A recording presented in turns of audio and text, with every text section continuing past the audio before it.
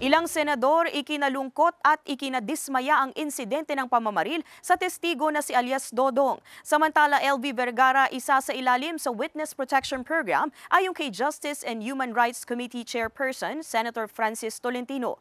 Ang detalye sa report ni Paul Hernandez. Laman ng privilege speech ni Senator Jinggoy Estrada ang pagnanais na magkaroon ng karagdagang seguridad para kay alias Dodong. Pinagbabaril si Dodong ng hindi kilalang sospek Martes ng gabi sa tinutuluyang bahay sa Paluan Occidental, Mindoro. Saksi siya sa pangmamalupit umano ng dating mga amo ng kasambahay na si Nanay LV. May dalawa pa raw tetestigo sa umunay dinana si Nanay LV sa mga dati niyang amo.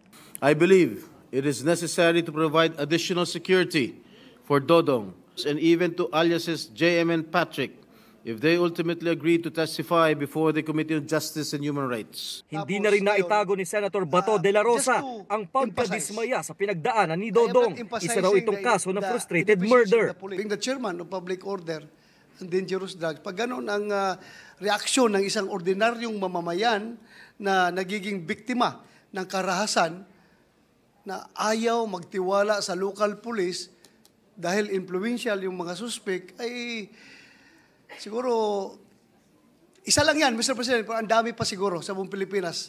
Kinondena na ni Senator Francis Tolentino na siya ring chairperson ng Senate Committee on Justice and Human Rights ang ginawang pamamaril sa testigo.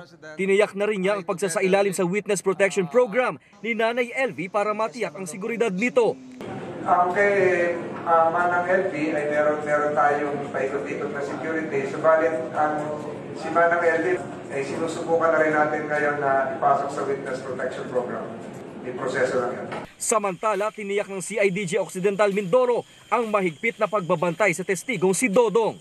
Palagay na rin ang loob niya, nandun na siya sa opisina ng CIDG, well secured naman siya doon and safe. Bantay sarado. Nagpapatuloy ang investigasyon sa insidente.